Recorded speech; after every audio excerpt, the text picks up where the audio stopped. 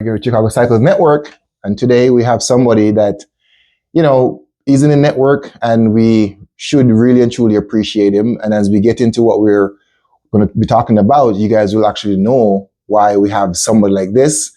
And they're behind the scene that we never see them, but very important to us. Okay. All right. Before we get into that, I must say this. You guys have seen the logo for the Chicago Cycling Network. So I tell you this, he helped me to design it. Okay. Him and his daughter, we all come together, put our minds and heads together, and we went through several rounds of back and forth, because again, he really wanted what I was doing to be successful, and he really wanted to play a part in make sure that I can achieve my goal, and we can all achieve it. And we put our heads together, several back and forth, but that's how logo building go, right? And then finally, we all came on the same page, and we got what we got. And it's beautiful. And I really like it because it truly represents all of us in Chicago. We are all different cyclists from all different backgrounds, shape, form, whether we race, whether we're commuters, whatever. But we're all part of the network. Okay. So we're going to get into all this stuff and learn about my friend here. And just go for it again. For all the people that have been subscribing, supporting us, supporting the movement, coming to interview, just telling me, hey, Omar, keep on doing what you're doing. It's fun. We're learning about the different people in the network. And it's just a great initiative that's going to really bring some light to, what's happening in Chicago and why Chicago is a beautiful place to be in. As a network of cyclists, we become family. We share blood and tears together, whether we're pulling or falling off our bikes, but we're still here. Okay. And we support each other. And again, Chicago, love it.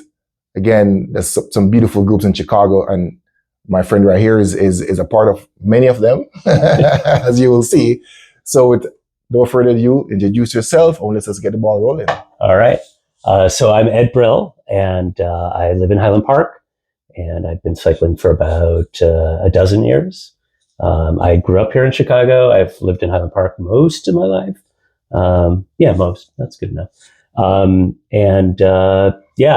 This is my thing. So once I got into it, I got into every aspect of it, which is probably what we're going to talk about today. Yeah. And we're ready to hear. We're going to hear about all the different things. And so you say you've been biking for like, what, 12 years now? About 12 years, maybe 13. But it's unlucky. So let's say 12. Okay. And so what group do you bike with? I ride with a few groups. I'm part of the leadership for Cola Vida Chicagoland, which rides out of Deerfield. We ride, most weekends, and there are 80 people on that team. And then during the week, I'll sometimes get out of bed to ride with you and the Cortado guys, but 5:45 is early. And I'm a consultant, so getting up early doesn't really make sense for me. But I like that group too. So those are kind of the two main groups that I ride with. Gotcha. Yeah, and I think I met Ed a few years back on the Cortado group, right? And then after that, we have met multiple times in random places on the Bunny Trail or something, and like we start talking, or we jump on each other's wheel, and we just go back and forth and chat and catch up. And I mean, that's the beautiful thing about Chicago, right? You know somebody, you see them on the road, and you guys are okay. Let's just ride and just chat and catch up and see how things are going. So that's fantastic. And I know you've been in Zwift for quite some time now. How Zwift? Yeah. When did you start Zwifting? I started Zwifting in 2017. Sounds right. I'd say probably 2017. Are you a fan? I like Zwift. Yeah, actually, Zwift sent people to my house to do market research one time, and they interviewed both me and my wife, who rides a Peloton, and they wanted to talk about the differences between them. I think it was when they were building the new Zwift bike, the physical bike that they sell. They really wanted to understand who they were appealing to. So, yeah, I think I'm level 60 something, not like you, but I do more often than not. I like Zwift. I've gotten very comfortable with the idea that for 6 months out of the year here, it's going to be really important. Correct. And you probably don't know this, but I use you as a way to motivate me to Zwift because I said to myself, okay, all right, this is just testosterone talking, okay? Okay, this is what it is. So he's been on Zwift since 2017, right? Yeah. And I started Zwifting like 2019, 2020. Yeah. And I'm like, I see that Zwift is at, Ed is at like level X, and I'm like, man, I just started Zwifting, but I gotta just keep on pushing. So I started doing all these rides. I get double XP and all these whatever, and I was just putting You know, because if you do all the new routes, you get extra XP, whatever. So, or if you climb the Alp many times, you get to the top, you spin a wheel, you get 250 XPs, whatever. So that was, I'm like, you said, well, you were one of my targets. I really want to catch you. And you're way past me now. So, and now I made level 100. Yeah. So there's nothing left to do. Yeah. Well, still many more things to do. But you know what? That was one you really, truly, I'm not gonna lie, you motivated me. You were like my standard. And I'm like, all right, I got to chase him. I was doing it with Andrew Van Vliet for quite some time, but he's a Zwifter, so I just couldn't catch him. But by the time he got to 100, like a week later, I got to 100. But you know, close enough. Again, we use each other to motivate each other. Yeah, and that's what we're all about. So I know you bring a T-shirt. What's up with the T-shirt? Oh yeah, so I sometimes ride in the Phoenix area in Scottsdale, and there's a bike company that makes mountain bikes down there called Pivot Cycles, and their factory is in Tempe, which is the suburb south of Phoenix, and South Mountain, which is one of the big mountain riding MTB parks in Phoenix, is right by their factory. And so you can go to their factory and for 4 hours take a bike out for $50. And it can be their e-mountain bike. It can be any of their other mountain bikes. And I don't own a Pivot, but Pivot is someday, it's like the Grail bike for me for mountain biking in Arizona. If I spend enough time there, I would definitely buy a Pivot bike. They're great people. So, oh, nice. Yeah. And it seems like every year everybody go there. So you go to Arizona for other reasons, I guess. But every year I see all my friends do these camps in Arizona. Yeah. And I want to go so bad. But yeah. Well, I have a place in Scottsdale. We Airbnb it most of the time, but we actually use it. And Scottsdale riding is great, but people go to Tucson because of Mount Lemmon, right? Mm-hmm. And Mount Lemmon is a thing to do for sure. I did it once by myself. I would not do it that way again. But I summited, right? And, that was 5,000 feet more climb than I had ever done before. So. Bucket list checked. Yeah. It's on my bucket list too. I would love to go to one of these training camps, whether it was with Evolution or Indigo or whatever, whichever group guys, OK Cycling. Everybody go there to train in Chicago. Yeah. And it's right before the season start. Exactly. To get that fitness and that mountain in your legs. But I just could never make it. But it's going to happen one day. Yeah. It's great. So I know you, so you have been, dozen years of biking, and I know you must have you done like any racing? Yeah, I've done some racing. Yeah. What are some of those that you did? I've tried a few crits here and there. It's not my thing, but you try it. I've tried a couple of gravel races. I would do some more of those. And I did some open road races, which there really are none in Chicago. So I went up to New Glarus, Wisconsin a couple of times. They had an open road race there, and I didn't do very well, but it was something to try. I did a time trial once or twice, just to try, and see what I can do to push myself, and try different things and see if I like them or not. Right. I like the idea of racing. I'm not that great at it, but all right, it's worth trying. Yeah, you don't have to be. Again, you don't have to be great. Just go out and do it, because some people are just coach potatoes, right? but we're out there doing our thing. Yeah. And it just shows that it takes kind of special people, not like that special, but people will be like, hey, you know what? Let's get out of my comfort zone and try something new. Yeah. Because most of those things, I've never tried a crit, and I don't think I'll ever try a crit. We're old, right? I'm not a fan. I know you've had a lot of people on who are great crit racers, even at older ages, and that's fantastic. But you got to have the mentality, and it's not just about being strong; it's about being smart, right? Right, exactly. And I wasn't that smart, so yeah. And I don't think I'll ever be that smart, because that fear factor in me is just like just keeping me away from being smart. Yeah. And maybe one day, but so far, I think I'll stay in my little corner and see how things go. Yeah. So any plans for this year for riding, or do you have any plans? Anything? We just started in the Colavita group talking about bringing a group of people to Race the Lake in Fond du Lac, which is in August. August 17th. Yeah, it is. There you go. It's an 89-mile race / fondo, right? They have 5 rest stops. You don't have to ride it as a race. And we're going to put a team together and probably go up the day before and do a supper club and all that, eat some cheese curds. Yeah, it'll be fun. Yeah. So I've been wanting to do this race for like 3 years now. Yeah. And every year it happens, I'll be camping with the family. So I have to choose. Do I choose my family, or do I choose cycling? And although the bike comes first, in all of these times, I have to choose my family. So man, it's on my bucket list. Race to Lake is on my bucket list. I've begged Nicole and I've asked her, and every time it happens, well, she don't plan the family vacation. The in-law does. Okay. And it so happened that it's always on the week of Race to Lake. Okay. So maybe one day. Yeah. Anything else other than a Race to Lake for you guys? I don't have anything. I mean, we do a century ride in Colavita every year in August, so we'll do that as well. We go up to Apple Holler, which is just into Wisconsin a little bit. It's a restaurant that has pancakes and stuff like that. That's really fun. Do you have a date for that one? That'll be like the last weekend in August. Okay, I should be right. And I know for Colavita you can have a guest rider, right? We can definitely take guests. Yeah, we vet guests, right? So it's a semi-closed ride on Sundays. Saturdays are open. I'll take anybody along. We do coffee rides on Saturdays.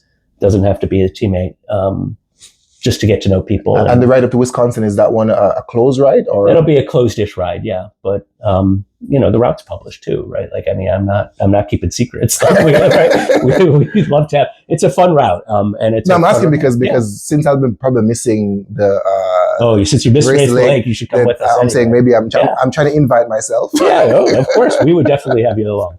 We've taken a bunch of the people along, once or twice that have, eventually joined the club, right? And that's how we got to 80 people this year. So. Yeah, you know me already. I'm a collector of bibs, of jerseys. So maybe I'll just join it. But again, it's just because it's so far northwest for me to get there. Is this always of course, right? We're out in the suburbs. Yeah. Right? So, but again, maybe I'll just join this for joining sake. So I can officially have a Colavita jersey. Yeah. Since I'm a collector of jerseys, and then we go from there. Yeah.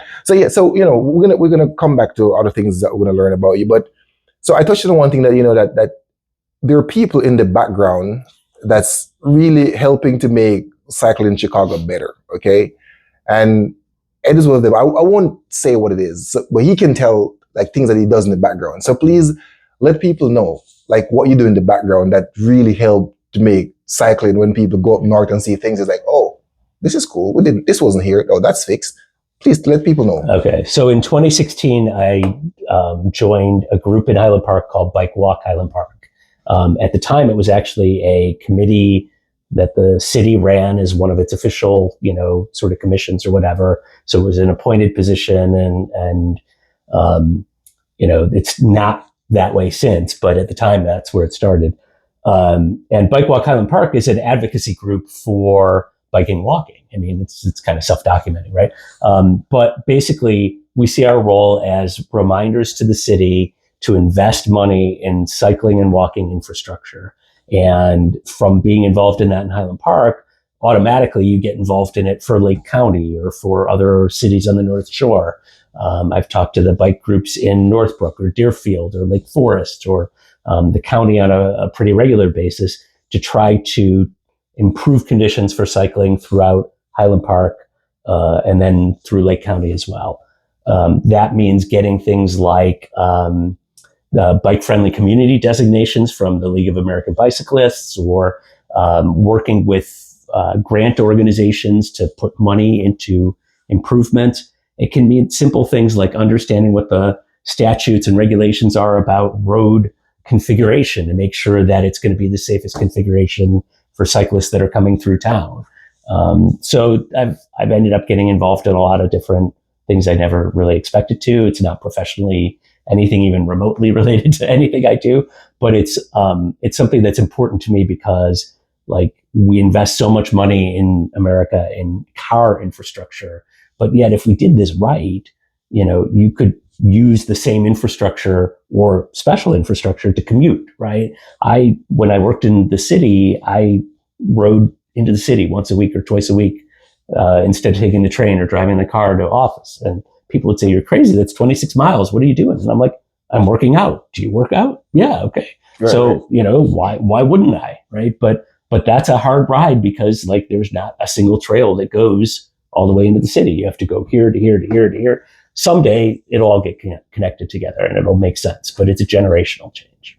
Yeah, that's awesome. So anything from, I guess, now we see that if you make the write-off Sheridan onto St. John's, Yeah. you guys notice now that there's like a solid line right there. Yep. So you were part of getting all those things together. So there's no, I mean, cars still pass, we're not supposed to pass, but at least we're making these changes now. Right. That took a year, and it took a lot of crazy discussions, but yeah. It turns out the regulations say if a road goes up a hill, like St. John's in Highland Park does in front of the train station, it should probably be a no passing zone because there's no way to see over the hill, right? And so I said, well, if that's true, then what about the part where you have a parking lot emptying onto the road? What about that? And what about the fact that the stoplight is always red because they favor the other street? And eventually I put the pieces together and I went to the city and said, as far as I read the regulations, and I'm not a traffic engineer, but it sure looks to me like this street should be a no passing zone. And I sent them video from the cameras on my bike of the number of times I almost got sideswiped by people who were in a hurry trying to pass in their cars and then get to the red light anyway and have to move over because there's oncoming traffic or whatever. It was a very dangerous stretch of road. Now, nobody's been hurt. There's never been right. Yeah. There's not been a crash that's been reported in the last 5 years.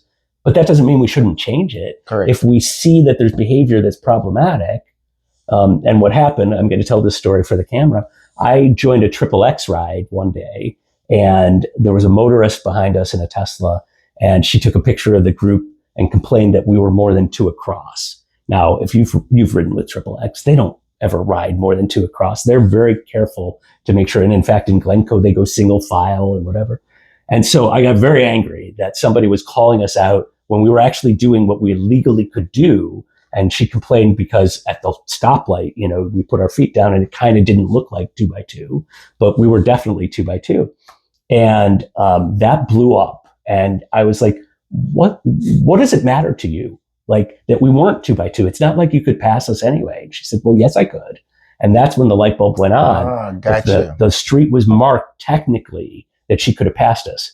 Now you're a researcher. I did the math. I'm like, if you had passed us, you would have saved 8 seconds on your journey. So is that really what you want to argue with me about? So that's when I started reading the regulations and trying to figure out, could that be a no passing zone? And I had to go to a traffic management committee and make the case. And they actually rejected it. And they sent it to a consultant who said, you could go either way. And so they said, well, why would we change it? There's never been a crash. So I had to go to the city manager and say, I don't care if there's never been a crash. The regulations say this would be safer if it was a no passing zone, and that because of the hill, it should be. And they had to actually hire a consultant to come on site and do the surveys and the plumb bobs and all that shit. And they eventually said, oh, yeah, he's right. This should be a no passing zone. So then it took another 6 weeks still for whatever reason, but it got painted 3 weeks ago. And so now that is a hopefully safer place for cyclists because I have seen it. I've been out there a lot. Cyclists are not getting past as much as we were. People are being a little more respectful. You do it one project at a time, and then the next, and then the next, and eventually it'll all get better. Yeah. And we have actually seen where even on Sheridan in the rollers, so that just became like heaven. Yeah. So you're all a part of all that stuff too, right? Yeah. So the next one we're advocating for is a stretch from Lake Cook to Ravinia and St. John's. Yeah. Because that is in dire shape. And hopefully we can get it sorted out. And then the other things I know you probably are involved in, we notice that every winter, right after the winter, the snow does destroy the road. There's all these new potholes. Yep. And needs to get filled out. Yeah. So Ed, whenever I see a pothole, I say, hey Ed, there's a pothole right there. Yeah. I will talk to you in the group meeting and say, hey, there's a hole right there. And then maybe it don't get fixed immediately, but after a while, I do see they come and they patch all these little stuff. So that's great. I've learned again way more than I would ever have wanted to about road maintenance, but first they have to wait for the asphalt factories to start up in April or May because they have to be a certain temperature before they can manufacture asphalt. Did not know that. And Highland Park has a lot of concrete roads. Like I live on Ridge Road. A lot of the groups ride Ridge. I know Plaza does. I know XXX does. And we have terrible road in front of my own house. But they say what they're going to do is they're eventually going to sand down the concrete and then put an asphalt layer over it. But those are 10-year projects and they have to find the money either from the feds or the state or whatever. And it's all hard. It's just way harder than you would ever imagine to get this stuff done. Yeah, I thought these things would be like, and it's done. But No. regulations and consultants and No, it's all these crazy. different things that goes on. Yeah. Wow. It's very frustrating. And this is why I'll never run for a public office. I will never go work in government. It would drive me crazy. But from the outside, I at least can try. Right. So whatever difference you are making for us, we appreciate it. So no, guys, so this is what I was talking about. Like, you know, we take another thing for granted as cyclists when we head up and we see how the road look really nice and stuff. And we think, oh, we see something that should be get fixed right now. But there's a lot of logistics that goes on. Yeah. That I have no idea about. And now I'm learning. I was like, okay. Yeah. So this is what it takes. And I remember when we had this all these signs in Green Bay from Lake Cook all the way to Highland Park, and you can probably talk about it a little bit. People know it. Like, what was that old stuff about? Ridiculous. I'm sure everybody knows the acronym NIMBY, right? Not in my backyard, right? That was a real NIMBY situation.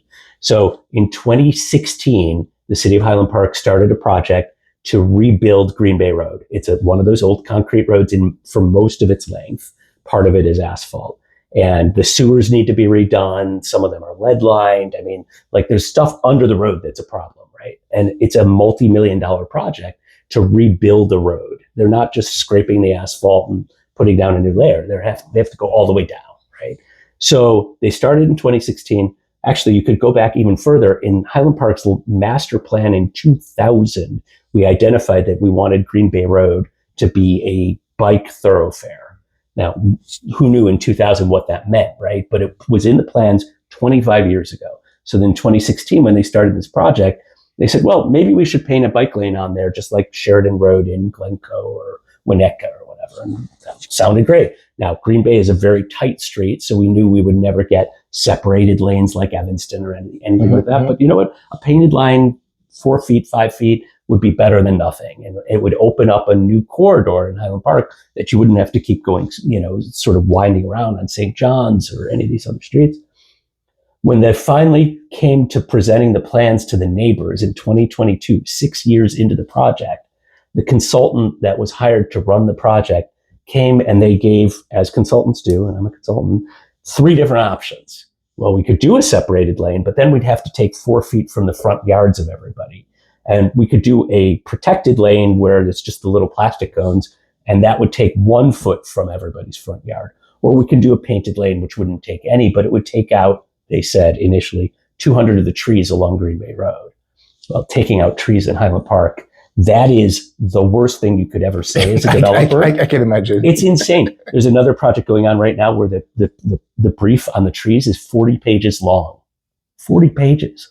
Because people are so protective of the trees in Highland Park. So the minute the consultant said, even if we don't widen the road, we have to take 200 trees out to do this, that project was dead, right?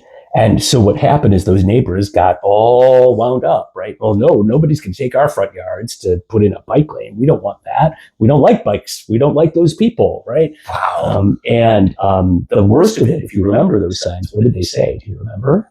I have pictures somewhere in my phone. Yeah, they said, keep our roads safe. Correct. You're right. Keep our roads safe. Don't put a bike lane on it. And, there are all these studies that show even a painted bike lane is better for safety because it slows down all traffic. Correct. And it changes people's culture and attitude towards just seeing the stuff in the street. It just changes the way we drive. Right. And it certainly is safer than a sidewalk, right? Or a path, because those all have grade crossings and you have to look both ways. And like being on the street is actually, for road cyclists, one of the safest places you could be, right? Because you're in this flow and speed of traffic. But no, the neighbors thought that was unsafe.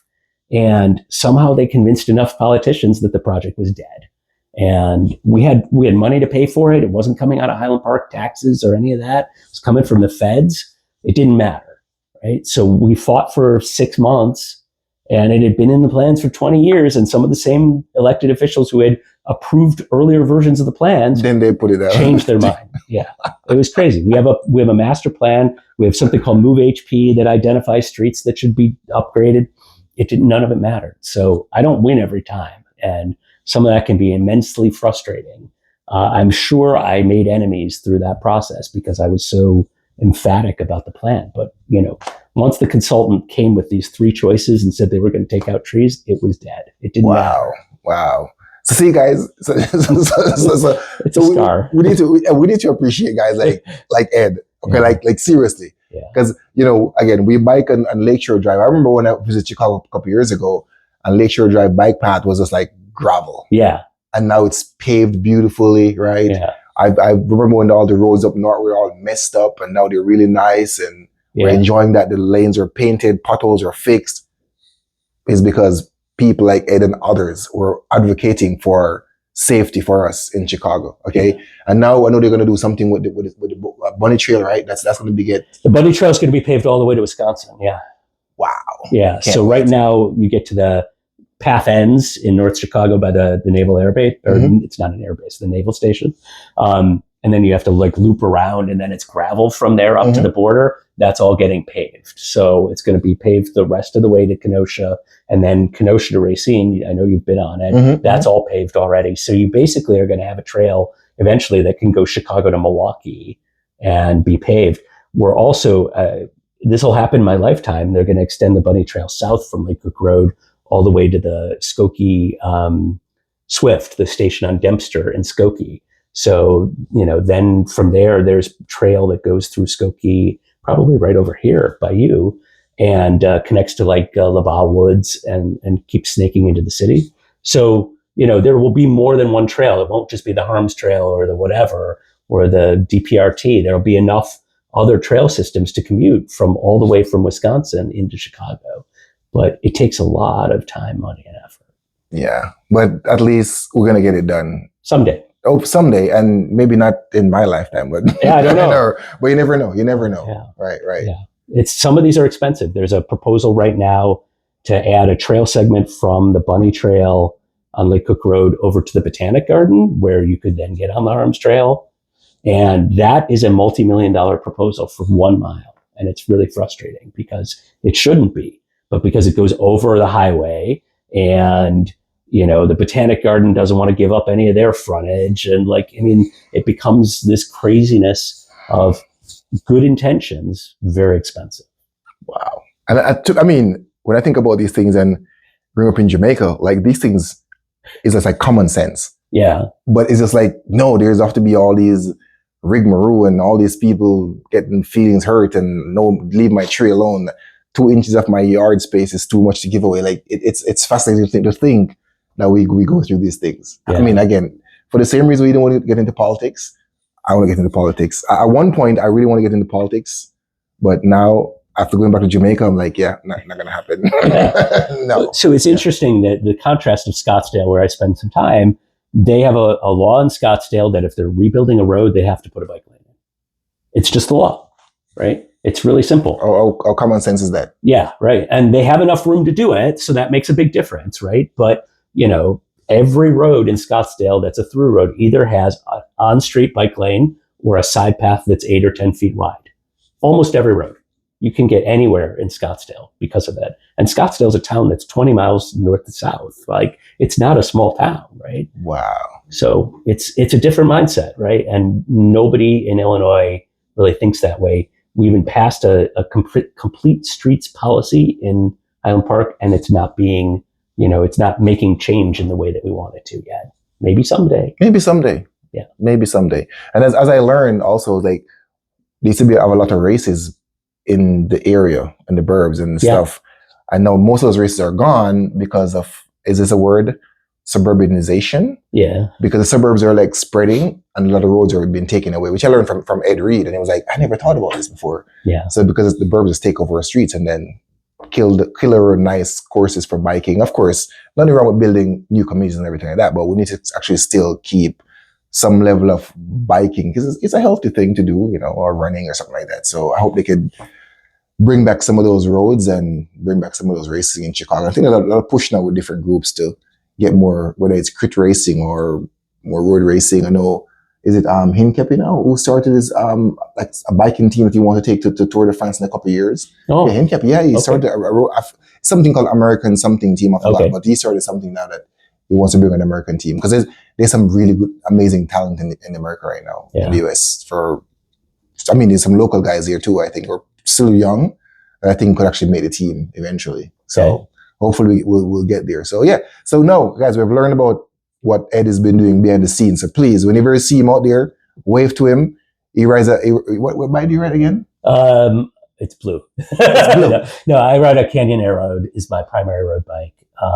And I did just finally buy a different helmet that's not blue, it's green, but okay. I'm alternating between them. But yeah, you can usually identify me by the blue bike, blue helmet. Yeah. All right. On the Buddy Trail. How many bikes do you have now? 5. 5. Yeah. Oh, but no, I've only known one of your bike. Why is that the case? You probably have seen others. So the Air Road is what I mean. I'm 18,000 miles into the Air Road. I actually found out today I was at Fit to Ride, which is a little bike shop in Highland Park.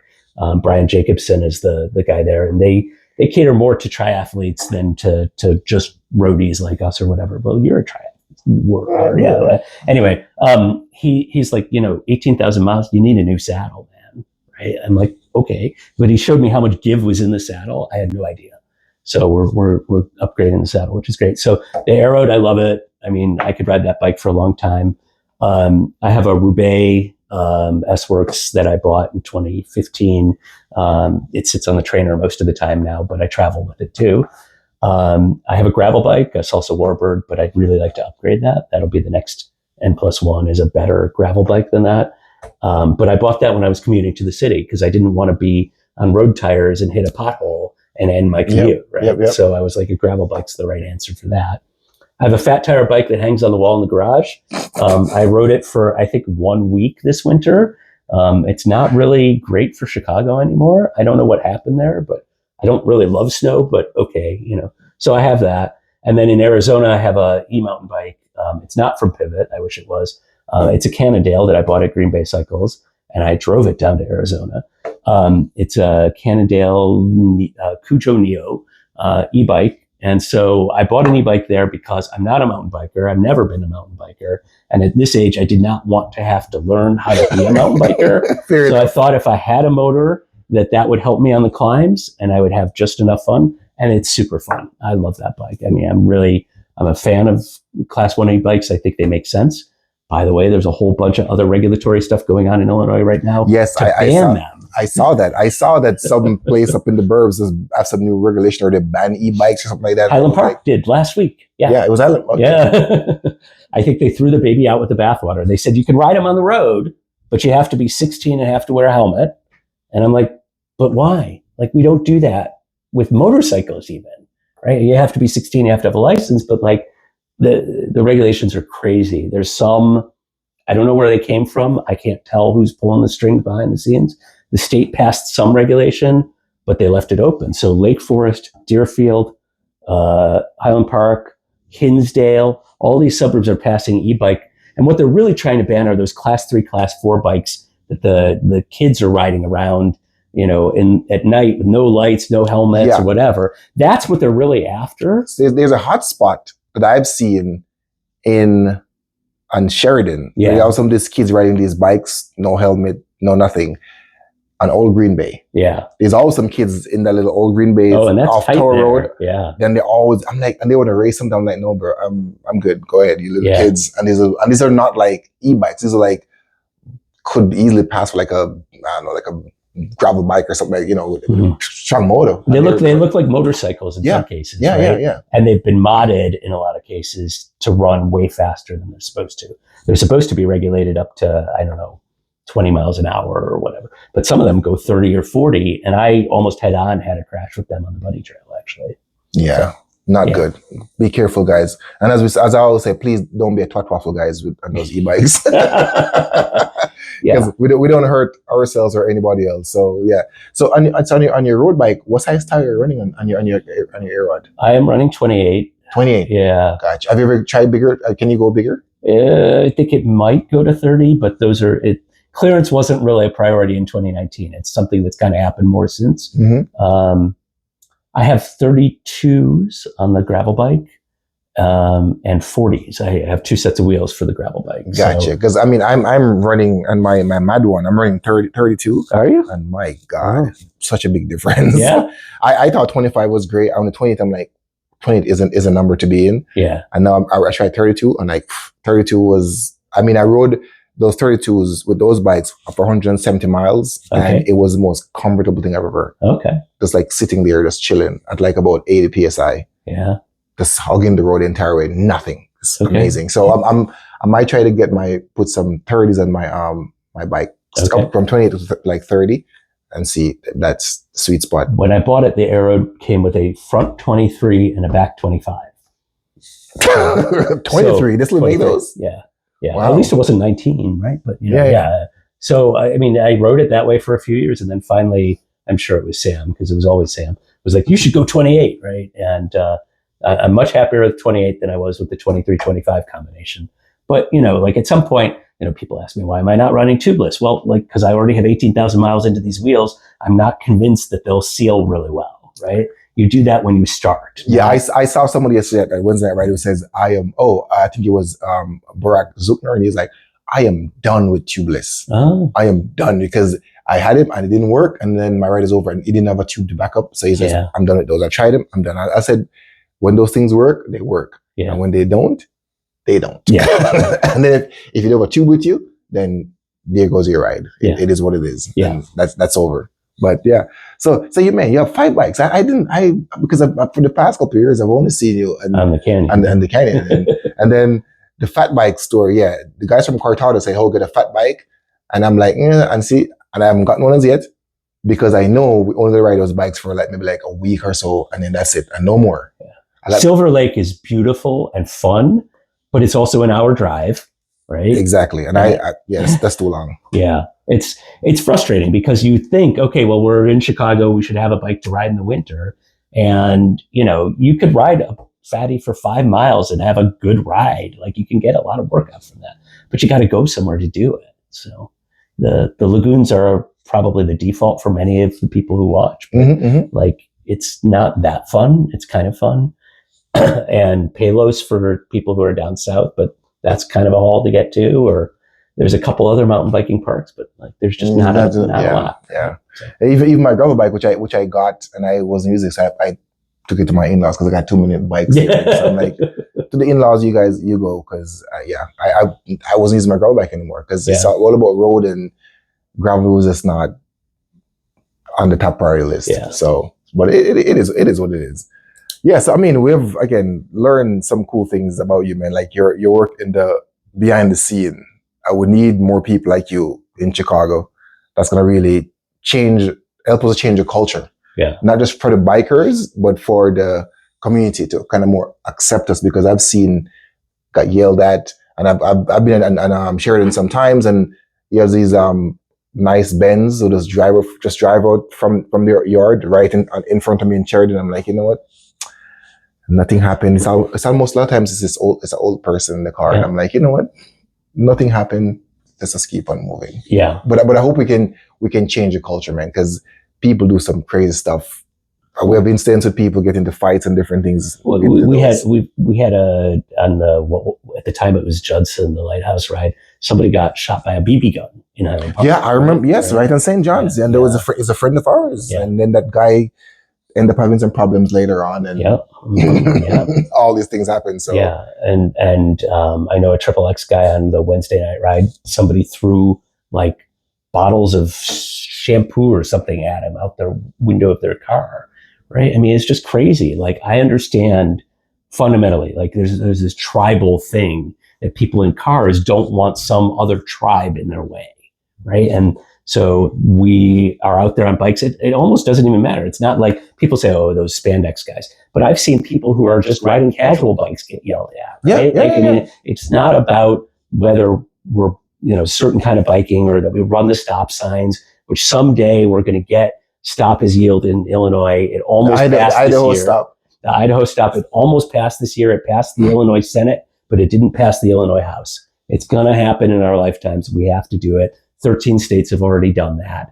But until then, right, people yell at us for not stopping at a stop sign, or they yell at us for, not being single file, even though they think that we have to be, which we don't, right? Or they yell that we do this or we don't, right? It doesn't matter. If we do this thing, we're going to get yelled at. And if we don't do the thing, Then we're we going to get get yelled at yelled at. either way. Yeah. Because it's just tribal for people. Yeah. And sometimes people say, some of these guys are just having a bad day. Yeah. And they see a cyclist and they're like, oh, I'm going to take it on this person. Yeah. And that's why I run cameras front and back always, every ride. Wow, that's good. I just treat them as a dash cam. Sometimes I enjoy watching the video, but for the most part, it's did I get fucked up on this ride or not, right? Yeah. And I've told people that I'm going to call the police on them. I've called police on them. I've had the police say, "Oh, that driver called us and told us you were the problem." And I'm like, "Come watch my video, man." Right? And they will, and they're like, "Oh, no, you weren't the problem." I'm like, "No, I wasn't the problem." Yeah. Drivers are terrible, right? And at least in the suburbs, people don't stop at stop signs anymore. They're always on the phone, right? Like 94% of traffic incidents in Lake County are cars. Another 5% involve pedestrians and 1% involve bicycles.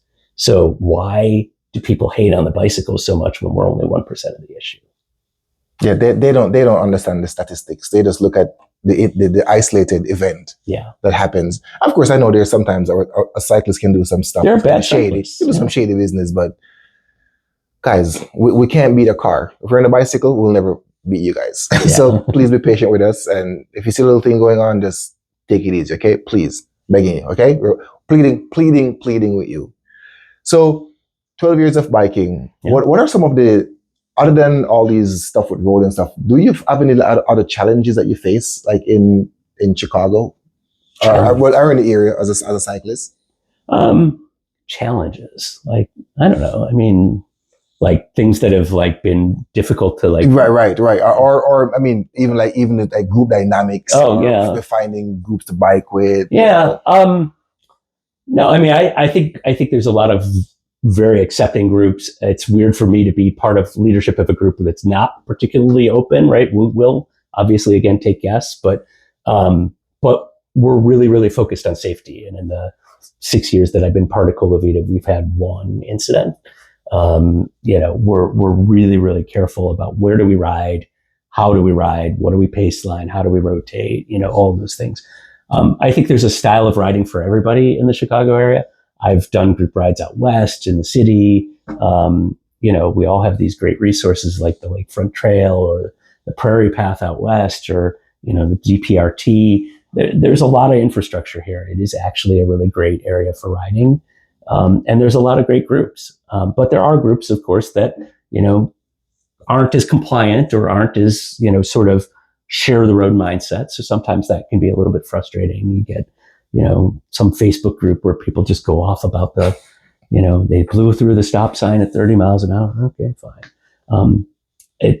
It's fine, right? Yeah, and sometimes the people complain and they're like, no cars in sight. There's nothing around you. Yeah. So right. This where the Idaho stop would be, because it'll be helpful. It'll be helpful because there's nothing. You're just like, why would you stop? Right. Just go. So Lake County's rebuilt a lot of its through roads, like some of the main thoroughfares in Lake County in the last couple of years. And they think that they're doing, the state thinks this too, a positive by putting a wider shoulder with a rumble strip. And they're like, cyclists can ride to the right of the rumble strip on those roads. And you have like 6 feet of room. It's pretty nice, but it's not conducive to group riding, right? Like it's really great if you want to go single file for 5 miles. But if you're a group and you're trying to rotate and whatever, it's not real great. So I don't know what the answer is. And I've talked to the state and I've talked to the county about it. That's something I think that we're going to have to all collectively confront because we want to ride in groups, but they're trying to move us off the main roadways, which makes sense, right? Like if they could give us a side path, we should use it. But like nobody in a group of 15 or 20 wants to be stuck on the other side of a rumble strip with no way out, right? So I think that's something we probably, if you think about challenges, we got to figure out what's the right way to ride the roads and design the roads in the future. But bikes are not going to be the primary users, so they're always going to design the road for the cars first. Yeah, unfortunately. And something that I was very impressed with was a couple weeks ago, I went down south to bike and like in, I guess, Markham area, Tinley Park area. Yeah. And with Misfit Cycling. And I was so impressed about how many bike lanes they have. Yeah. And how marked the roads were. Yeah. I could not believe it. And the people down south were so nice, where they literally gave one lane to the cyclists so we could ride 2x2. Oh, okay. And I was talking to guys like, man, this is impressive.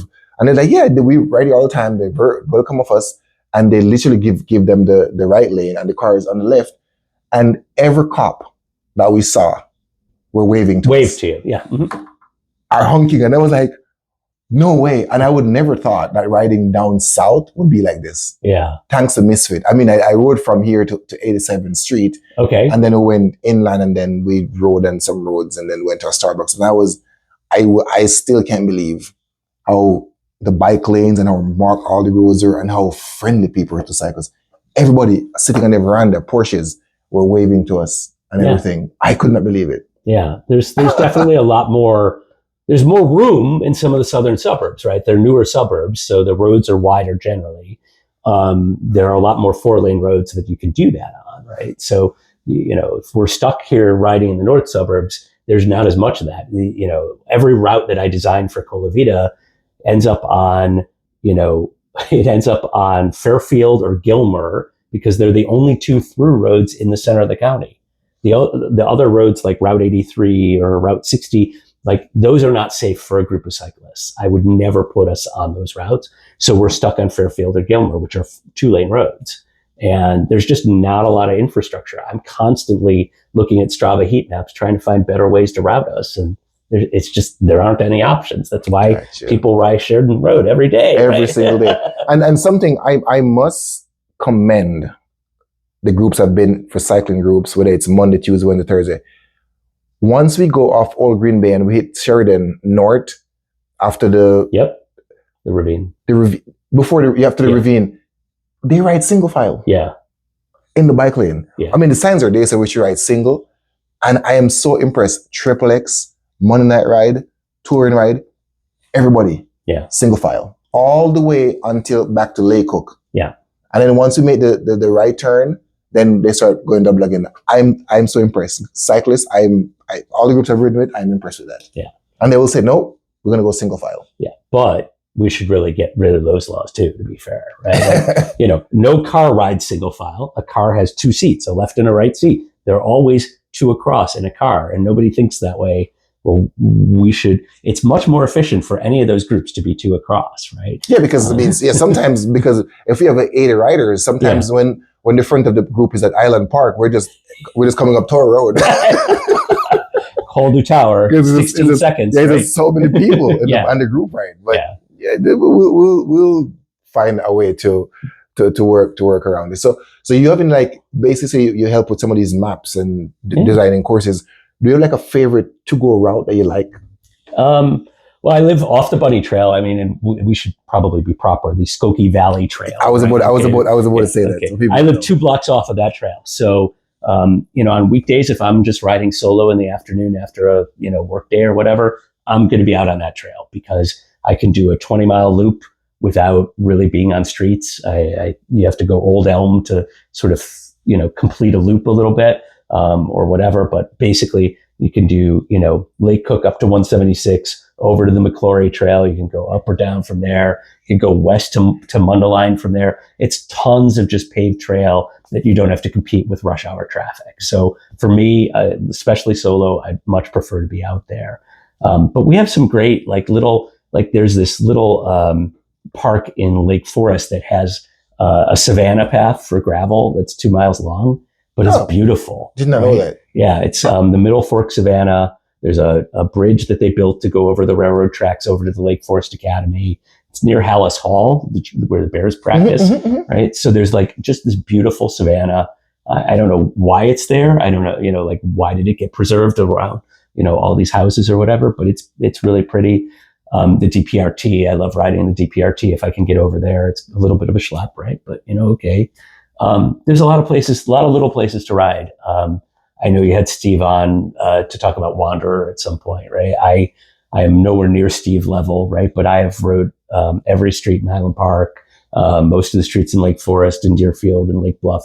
And you just find these streets that have just amazing houses and little parks, and fun. Well, you might not think that you have anything on Steve, but you do, because you've ridden more roads in Scottsdale, in Arizona, than Steve. I have. That's true. I was in the top 10. I'm probably not right now, but being in the top 10 in Scottsdale was very puzzling because I don't spend much time there. I spend a month a year there, right? But yeah. Yeah. So where are you now in Chicago, for one, or In the city, no. I mean, I don't spend a lot of time in the city, right? So in Lake County, I'm number 2. And I'm determined to get to number 1, but I have to like get to the other parts of Lake County where I don't live in order to do that. Well, I hope you can knock it off, man. So you can flex on Steve. Yeah, but I mean, that's amazing that Steve. Just imagine. I drive sometime with my wife and kids. I'm like, just imagine we can pick some random street, and Steve's been there. Steve's been there. He's been there. and a few other people too, right? There's other people in that top, right? Right. But again, I say it because I know Steve, right? Yeah. Personally, he's a friend. So I'm like, just think, anywhere you go, with some shady business or whatever going down, Steve rode past here. Like, seriously. Yeah. That's impressive. Yeah. I did a ride during COVID where I was staying for a couple of weeks in the city, where I went all the way west out to Cicero and then came north through Oak Park and then came back into the city. And after I got back and I uploaded the ride to Strava, people are like, what were you doing? I'm like, I just followed a Strava route, and there's a bike lane on whatever, Washington or something like that. They're like, you took your bike out there? And I'm like, yeah, nobody bothered me. Exactly. It is. I'm telling you, from when I rode down south too, when I went with Misfits, again, the people were so welcoming. Yeah. They were waving to us. You could wave to them, say good morning, and they're like, looking like, that was such a different feeling for what I'm used to up north. Yeah. Like, seriously, it's not as Steve said, his biggest problem was getting chased by dogs that weren't on leash. Right. That was his biggest problem. Yeah. Other than that, so welcoming. Yeah. And I had never been in a lot of those neighborhoods. And, my father grew up in Garfield Park. He didn't ever take us there. Right. And I was like, seems nice, right? Like you got the conservatory and all this stuff. I'm like, this is cool. Yeah. And so I've been back twice since then to like go check out the conservatory. Yeah, I'm going to go back to Misfit because I want to take me some other routes. Yeah. Or maybe Steve will take me some new routes down south because I still just like, it gave me goosebumps to think about it. Yeah. Only thing I saw that was just like mind blowing was like, I've never seen so many churches in my life. Okay. Like almost every 2-3 blocks is a church. Yeah. Well, if you ride like through the University of Chicago and kind of that part of the city too, there's like all sorts of stuff you have no idea that it was there, right? Stuff that's left over from the Columbian Exposition and, the Midway Plaisance and all this. I'm like, I've never been in these places, right? This is like cool. So I've done a bunch of that. You ride the boulevards and there's people out like doing grilling in the median of the road because it's a little park and it's great. Yeah, it's or down south where you can go to Steel Park and go do rock climbing. Yeah, I rode through there. Yeah, all of that. Or you go to the Calumet Fisheries, right? Exactly. It's really good. You know? Chicago, we have so many cool things here, man. Yeah. If you don't want to drive, get on your bike. And I don't know if you don't have a bike. There's actually places you can go and rent a bike if you want, either from maybe a bike shop or. There's places I think on Lakeshore Drive on the bike path. On the bike path, right in the middle. In the middle, you can if you don't have a bike, you can literally go rent, not like an e-bike, but like a road bike. Maybe it's a Specialized or whatever they have. You can get a nice bike and go ride. Yeah, so, and you could ride all the way down to Indiana, and I think there's a trail being built that goes all the way to Michigan now. Wow. Yeah. I haven't done it yet, but yeah, when you have a car to the ride, we'll go back to Grays Lake again because that was pretty cool. Yeah. We went down south and then go by the casino and hang out and have a good time. Yeah. That was pretty cool. Yeah. And then I think there's like in Whiting, somewhere down south, a place called Whiting or something like that. That's also pretty nice. And the lake area, so nice. Just out there in Wolf Lake is really nice. I mean, Wolf Lake. You can just feel the breeze on your skin and just the fresh air and just to see this. It's just beautiful, beautiful, beautiful, beautiful. Yeah. So as we wrap up, is there anything that you want to leave us with? Because again, guys, I mean, I can't stress how much I think it is important to cycle in Chicago because again, he's in the background. He's not coming and say, hey, I did this. But we need to highlight like his advocacy for what he's been doing in making it safe for us to bike in Chicago. And again, please, if you see him, just look for that blue bike, green helmet, or maybe blue helmet, Yeah. and wave to him and say, "Hey, we appreciate you." Give him a high five, buy him some coffee, whatever. I mean, you don't have to. I'm just saying, but we have in the network. So anything you want to leave us with before Yeah, I mean, a lot of it all stems from Active Trans, which we haven't really talked about, but Active Transportation Alliance, which runs Bike the Drive every year, they do a ton of advocacy work. They have people assigned to the north suburbs, to the city, to the west suburbs, and they do calls every month where they, sort of explain techniques and projects that are going on, and they'll help. Like when we did the Green Bay Road thing, they tried. You could click one button and generate emails automatically to the city council and the mayor and all of that. They have all the infrastructure to do that advocacy work. So, I may not do Bike the Drive every year because I think it's kind of like, it's kind of a free for all, and I always see people go down. I'm not a huge fan. I love the scenery. I love the lakefront trail, but Active Trans in and of itself, I renew every single year. I think that is money well spent. I've met people through that. One of the guys I work with in Highland Park, who's in VCR, which is another team up our way, is Elliot Rawson, and he's very, very active. He's on the board at Active Trans. So that kind of group can do the work, but they need the people to be the endpoints. They need somebody who knows the elected officials, knows how the traffic worked, and can advocate for what do we need to do different. And you're right, in the western suburbs, like you think in DuPage County, they've built tons of infrastructure, and they have Palos, or they have the old lab where there's a gravel path, right? It's not huge money to build these things, but somebody has to advocate for them. Gotcha. Schaumburg has, painted lanes on half their streets. Somebody has to advocate for it. Wow. So lots to be done. Lots have been done, and we're gonna keep the ball rolling until we cover as much as possible, because I think cycling is becoming bigger and huger and bigger and huger every year. For sure. Because I see more and more people, buying bikes, getting out there, and we only have 6 months. So when we're at 6 months, man, everybody and their mama them come out to bike. Yeah. I mean, everybody is out. I've been really happy the last 24 hours now that Highland Park announced this e-bike thing that was so overreaching.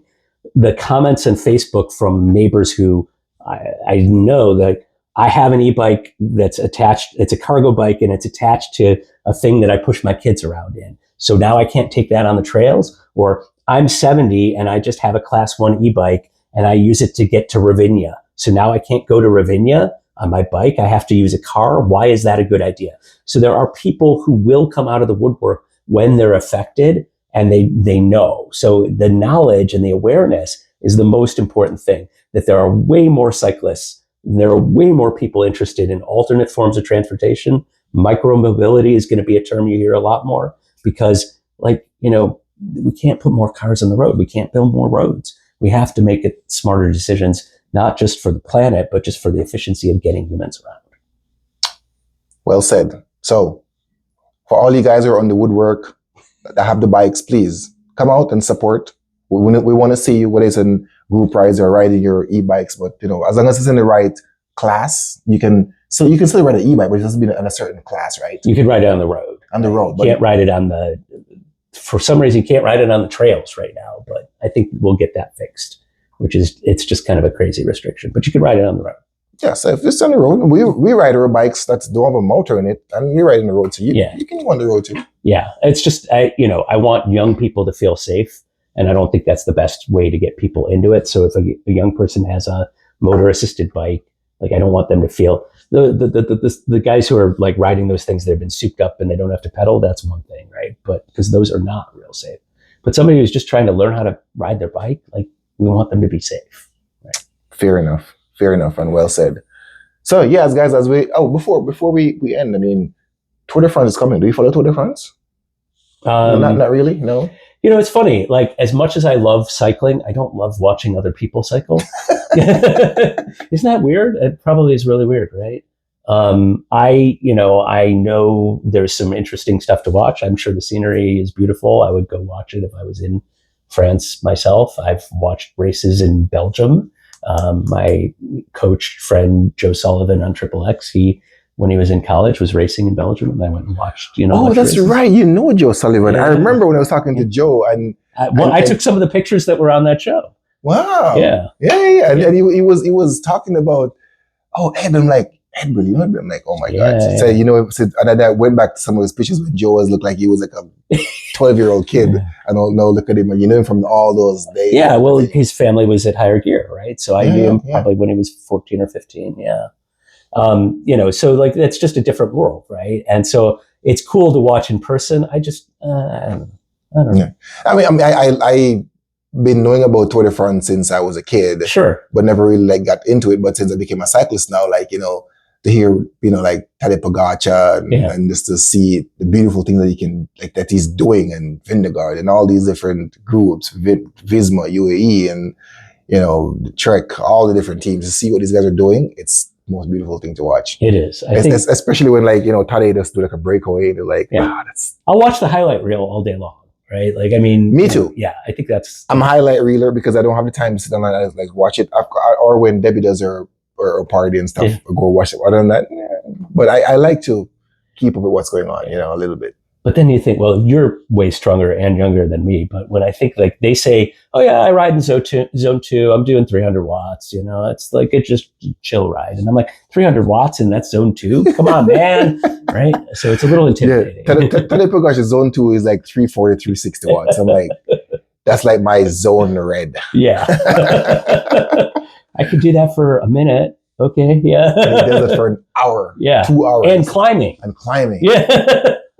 Makes no sense. But these guys, they do it for a living. Yeah. You and I don't. Yeah, no. It's more, a friend of mine called me the king of recreational riding. Yeah. Because, I'm in all the groups and I try to keep up with everybody in this. It's just good. It's a good social network to have those people in different corners of the earth. And that's just my thing. Yeah. Well, you've convinced me that I do want to try the Monday night ride this year. You should. Haven't done it yet because it starts here instead of there. Well, you can meet. Well, you can meet along the way, and it's very nice. And you saw all the number of people that show up. Also, the Tuesday night ride from touring. Yeah, that's another really nice ride too. Okay. And they go up and come back to your lagoons. They come back down very chill. They do a fantastic job of keeping people in line and everything. Okay. Wednesday night ride. No, I'm not doing that. No, one. I don't recommend because that's a race. Yeah, and it's fun, and that's more of a race. Yeah. And for sure, the Cortada, the Friday morning ride, that's amazing. Yeah, I was there a couple weeks ago. Yeah, because it's very chill. For your birthday, I showed up. That's right. Yeah, you were. You meet us at the park. Yeah. Sorry, at Park, by the train station right there. Yeah, and then that was fun. So again, that's what I like about Chicago. Yeah. And as I always say, if you want to find out the different rides in Chicago, ChicagoGroupRide.com, you can see every single day, and depending on what type of cyclist you are, you will find a ride that fits you. Yeah. Beautiful. And it's true. Whether you're fast, slow, whatever you're looking for, you will find somebody. Maybe you could find a knitting biking group. Go to that website. You will find something. Yeah. It's beautiful. So again, Chicago and beyond. Yeah. Ed's in the network. We have him. We need more people like Ed. We need to again, thank him for what he's doing. And just continue to be out there, to be safe. Look out for each other. Be safe on the road. Look out for those potholes. And remember, at the beginning of every season, you have some potholes, but as the season progresses, you'll notice they get fixed. Eventually. It's because, again, as I mentioned before, you might think it's a simple thing, but there's a lot of stuff that goes on from making asphalt and all these things that goes in the background.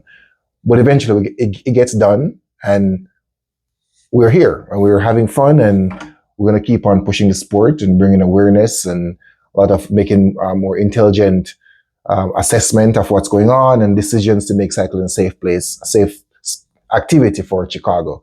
So again, Ed, thank you so much for coming out and for sharing with us. And as we end, as I say, keep the miles and smiles going until we meet